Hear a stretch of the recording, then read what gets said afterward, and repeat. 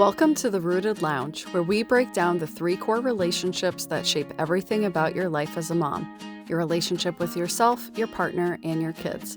We're Monica and Michelle, therapists turned coaches, and we know firsthand that motherhood isn't just diapers and to-do lists. It's an identity shift that touches every part of who you are. This ain't your mama's motherhood. Here, we mix real mom talk, a little humor, and a lot of truth to help you feel more grounded, connected, and fully alive in your life as a mom. So grab your coffee, hide in the bathroom if you have to, and let's get into today's conversation. Hey everyone, welcome back to the Rooted Lounge. So we are in the US, so we have Thanksgiving coming up, we have Christmas coming up, New Year's. It's just jam-packed with all these holidays on the horizon. Yep. So Halloween just happened. We're in our first week of it's in our first week, or are we in our second week of November? I don't even know what day it is. Gosh. Second week of November. Yeah. So all of the holidays are coming up, so we thought it would be a perfect time to kind of talk about how moms can really just create space for themselves, like during this, what can feel like a very chaotic time of year. Yeah. And I think that this is actually a fun, I don't know about fun, but it's an interesting segue coming off of the previous episode where we talked about the default parenting and how I think, again, typically the mom is the one who carries a lot of the I was going to say burden of the holidays, and with all of the planning for maybe holiday parties or who's hosting or where are we going or, the gifts and all the things. So, we just really want to start by acknowledging how heavy the holidays can feel for moms. Yeah. And I think that a lot of people love it, and I think a lot of people don't love it, right? Like I don't think it's really 50-50, but I think it can really be hit or miss honestly, for probably anybody, but specifically for moms. Yeah. I personally love the holidays. I have already started listening to Christmas music. Yes, I have, and it's only early November. I'm not judging. Christmas is by far my favorite holiday. I could do without Halloween. I really could do without Thanksgiving. I love Halloween. I'm just like, I literally, if it could be Christmas from like November 1st to like February 1st, I think I would be okay. Oh my gosh. But this is like, for me, I mean, because I love Halloween, like the beginning of October until the end of the year is like my favorite time of year because there's just all of these fun things happening. And I really enjoy making these different holidays and this season like as magical as possible for my kids, but also for me because I really enjoy it quite a bit. So so we do, definitely know that there are a lot of people out there who holidays, feel very different and for a multitude of different reasons, not just the fact that it's overwhelming with all the things you want to do, have to do, need to do, whatever. Just it's a heavy time of year for a lot of, personal reasons. So we want to just be very mindful of that as well. That if it is in a time of year that you very much love, I think that you can still listen to this episode and figure out, ways in which you can just move through it more gracefully, instead of having it be this kind of heavy experience for you. Yeah. And again, this is not to say that, you have to love it as much as we do and that you have to make it magical because we're not saying that at all. What we're saying here is that it oftentimes can feel like a lot because it kind of is, there's a lot of different elements to it, but I mean, I'm literally having a baby like 5 days before Christmas this year. So like I had a baby. Yes, exactly. You were still pregnant. Christmas, yeah. So. I mean, obviously like that's just like a side point, but again, like I feel way more stressed this year about the holidays than I have probably any other year. And obviously again, it's going to change, but it's interesting because I always go all out for Christmas. And that is not happening this year. And talk about it being, that's more overwhelming at the fact that I can't do everything that I normally do. So I'm sure I'll touch on that a little bit about like the hidden load and whatnot as we move forward in the episode. But it changes from year to year as well. Yeah. So I think we'll start just by talking a little bit about the more of the logistical side of like the holidays, right? So like the to-do lists, you know, the gifts, the meals, the travel, the everybody wants to see everybody. Yeah, like the holiday parties and just everything that comes with all of that. But then also the other side of it of like, what are some of the societal expectations, the cultural expectations, your specific family's expectations around wanting to maybe maintain traditions and that sort of thing, and how that plays into kind of that heavy load of the holidays. That's like the biggest thing for me when we talk about just the stress of the holidays is like your values and the traditions that you want to create for your own family. And I think this can be really challenging, especially if you're like a younger family, in the sense of you have younger kids, you're just kind of starting out on your journey of having these holiday traditions, of how to navigate it when you still kind of have this pressure from everybody else in your family, friends, coworkers, just like all the things that kind of come with that. A silly thing just came to mind, the elf on the shelf. So for probably, don't play this in front of your younger children, right? Yes. We should probably put a notice. Disclaimer, we're talking about parenting things here. So I, for years, did not do Elf on the Shelf because I was like, I'm not doing that. I never did it as a kid. I was fine without it, and I tried to hold off so bad, but for a long time, and eventually my oldest came to me and was like, my friends are talking about this elf thing, like, why don't we have an elf house? Oh, I was like, all right, we got to start doing it. And funny enough, I actually enjoy it, you know. But it's funny how people have such mixed feelings about this Elf on the Shelf, and some are like, oh my god, it's the bane of my existence, and other people are like, oh no, it's so much fun. And how some people again go all out with it, and like, you know, really all out with it. And some people, you know, start it the day after Thanksgiving. I started December 1st because nope, I'm not doing it for that long of a time.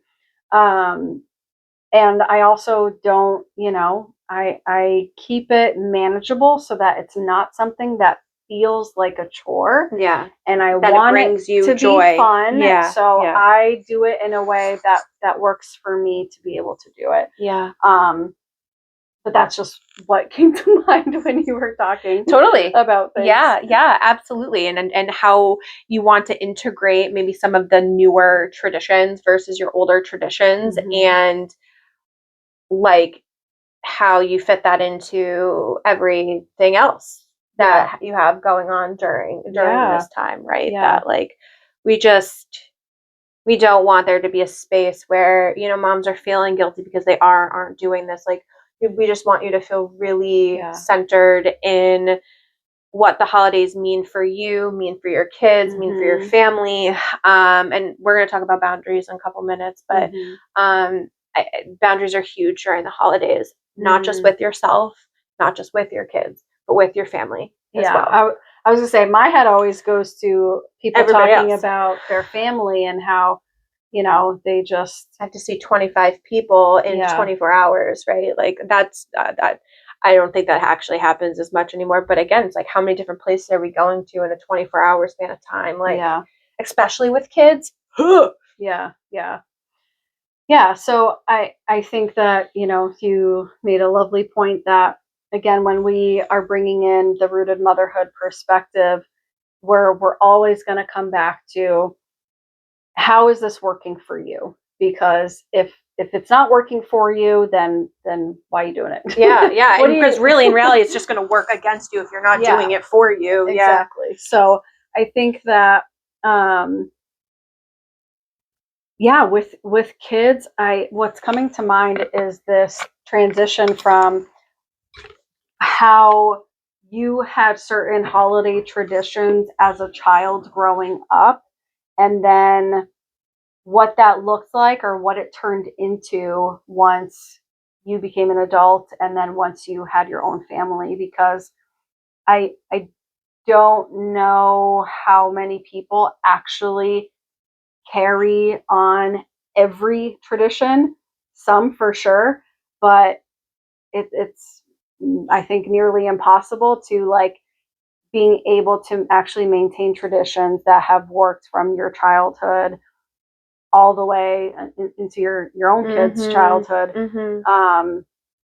And if it is something that is truly like that important to you, do it. By all means, do it. Do it. We're not saying to stop that, but I think my point is that I've seen a lot of people who have been so wanting to cling onto traditions just because they thought they had to continue them, because they weren't sure what it would mean for other people if they didn't continue them. But I think it's really about recognizing that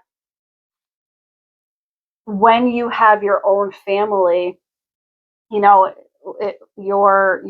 husband, your spouse, your partner, whoever, and your children, that not that your like nuclear family, your own parents and siblings and stuff, like need to be pushed to the side, but priorities do have to shift a little bit,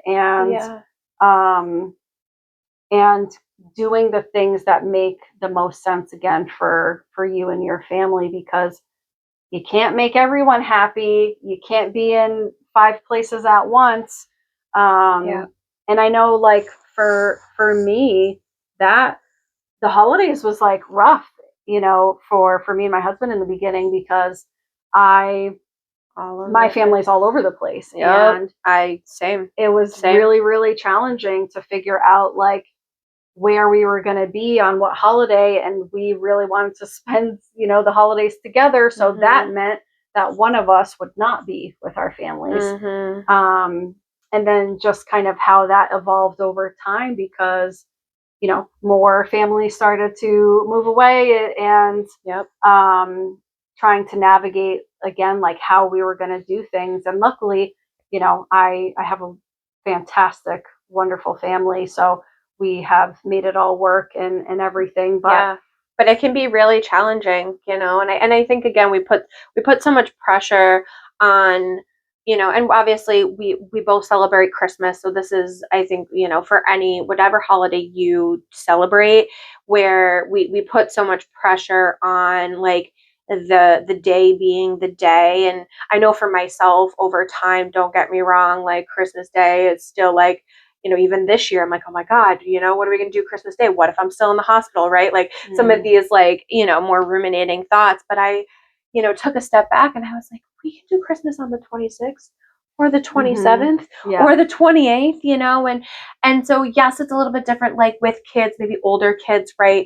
And you want it to be a little bit more cohesive, like on that day. But as far as everybody else, like your family can't get together on Christmas Eve, like go and do it 3 days later. Honestly, then it's just like more time that you get to celebrate instead of the feeling like it goes by so fast. So that's been something for me that I've needed to create space for, and feel like it's okay. Like I don't need to do anything, like do everything in this 24 hours, that like I can celebrate the weekend before or the weekend after. I can, go see my extended family on a different day, that I don't need to see everybody in that time frame. And that's just really helped me. And again, for a girl who loves Christmas, like that's all I just wanted to bounce and go and do. But like now that I have a family and we'll have 2 kids, not a shot do I want to do that. I'd rather sleep, and I'll see you in 3 days from now. Yeah. Yeah. So I think, again, the moral of the story here is that you have to be really honest with yourself and stay true to yourself about what are the things that are most important to you in terms of carrying certain traditions, whether it's Elf on the Shelf or having, I don't know, like for me personally, like I always make sure that at least sometime in the month of December that we are going to some type of light display, you know. And I have certain traditions around, like I gift my my like immediate family pajamas that we wear for New Year's Eve and that sort of thing. So like, and I created that one on my own once. I don't even remember when I started that, but maybe the past like 10 years or something like that. But like there have been other things where I've had to be really flexible about because there's a lot of people and we have to make things work for everyone as well. So I think really just giving yourself permission to redefine what this holiday season like really means for you. And yeah, again, just really being true to that, because if you're just focused on either making other people happy or like just tell me where to go and I'll be there kind of thing, and you're not doing things because you want to do them or you see some type of benefit to it. So maybe you still don't want to do it, but you know that like your kids will love it or your husband will love it or whatever. Then then you do that. But just it makes, I think generally speaking, the more present we're able to be in anything that we do, the way you experience that thing is going to be drastically different. Definitely.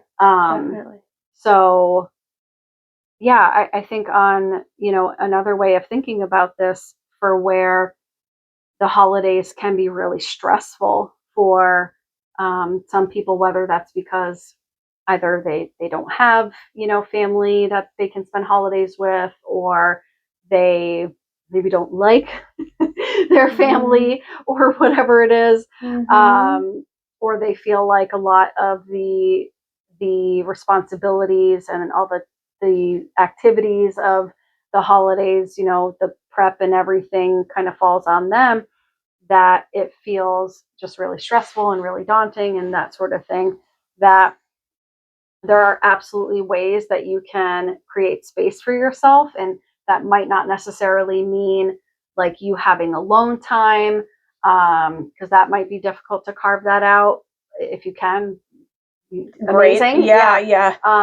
But another way of thinking about creating space for yourself is saying no to things. Like maybe you don't have to go to a holiday party every weekend in December.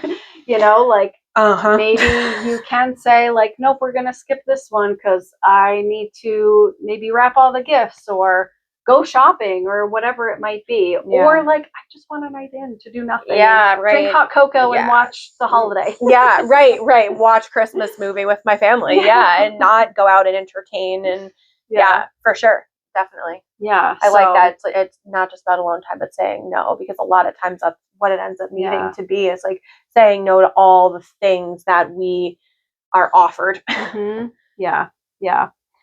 So again, remembering too that I think boundaries is another kind of term that has really been floating out there, and people are understanding it a lot more. But I still think that sometimes people have maybe an inaccurate kind of way of understanding boundaries. So to kind of clear that up, sometimes people think boundaries are like a complete shut door, or maybe like a wall. Like I am building this wall around me so that you can't get in. But and on top of that, it's something that somebody else has to do, where the boundary isn't for the other person, it's for yourself. Where you actually have to be the one to take action, not if you don't do this, like you have to, or you have to do this, and if you don't, then I'm gonna, like, it doesn't work that way. So that's an added piece to that. It's not putting up the wall. The boundary is actually you having to take action. Yeah. No, that's such a good point.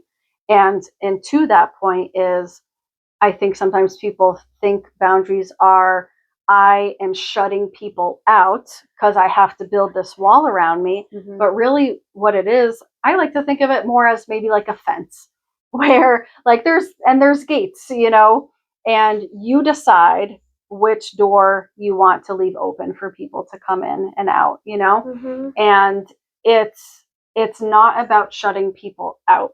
It's by you setting a boundary, you're actually telling them or trying to show them that I want you to be in my life. I want to connect with you, but this is how I want that to look, because this is all I have the capacity for, or whatever it might be. Yep. So it really isn't a, well, if you can't do it in this way, then I guess we won't have a relationship at all. No, it's actually, I would love to spend time with you. However, I only have Monday and Friday to spend time with you. Yep. So just kind of being able to rethink of boundaries as like an act of love, and it's not a punishment. Yep. Although I think sometimes people try to use it. Sure. Well, and I think a lot of times when we have to set boundaries, I mean, usually when we have to set boundaries, it's because the other person aren't respecting our own ideas and beliefs and values. And so it can be hard. You end up coming up with a lot of resistance, especially during the holidays. If this day doesn't work, then there's guilt and all of this other stuff. And usually when that happens, you need to actually set more boundaries. So I don't know. I think boundaries are huge, and really having, identifying your non-negotiables for the holidays, because when you do that, it'll be a little bit easier to set boundaries.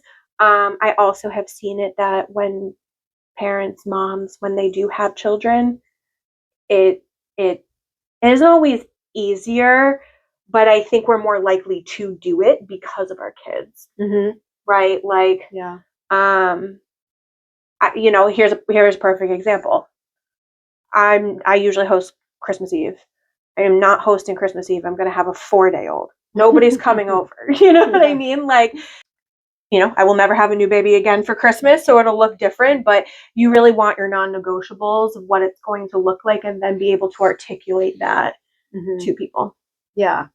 No, I think that's such a great point, to come up with these non-negotiables prior to setting boundaries. Like, know what you're setting boundaries around and for. That's a really good point. And I think the non-negotiables too can be like what brings you joy, right? So it can be on the boundary end, but it can also be on the end of like what you do when you don't want to do, just as far as your holiday season. Like, what do you want it to look like? And if it needs to shift, like mine has to this year, like, that's fine. Next year I'll come back to my non-negotiables. Like, I want to host Christmas Eve every year. That's that's a non-negotiable for me. I want to be able to do that and have for quite some time. So I think that it can work in both ways, both the boundaries and just finding the joy in the holidays of things that you love. Yeah.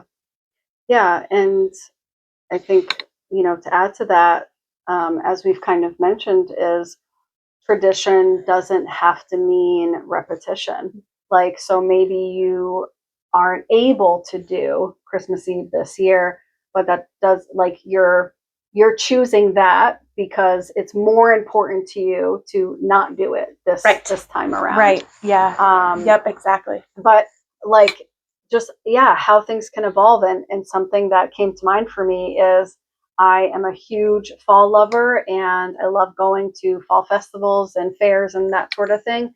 And there's this one fall festival that I have gone to every year, probably for the past, I'm trying to think, I don't know, maybe 10 years or plus, I chose to not go this year. And I even surprised myself on that one because I was planning on going. And then as it was getting closer, I'm like, you know what? I haven't even been like enjoying it all that much. And I'm like, let's skip it this year and see what happens. And I was honestly fine with it. Yeah. And for me, I was like, tradition. I go to this every year. I just have to keep going to it every year. Yeah. And I was like, but wait a second. I haven't actually been like enjoying it as much as I used to. So yeah. Let me see how this goes. And I was so surprised that I was like, wow. So just, love that. An added thing that, like, I don't know, sometimes traditions need to pivot too. Like totally.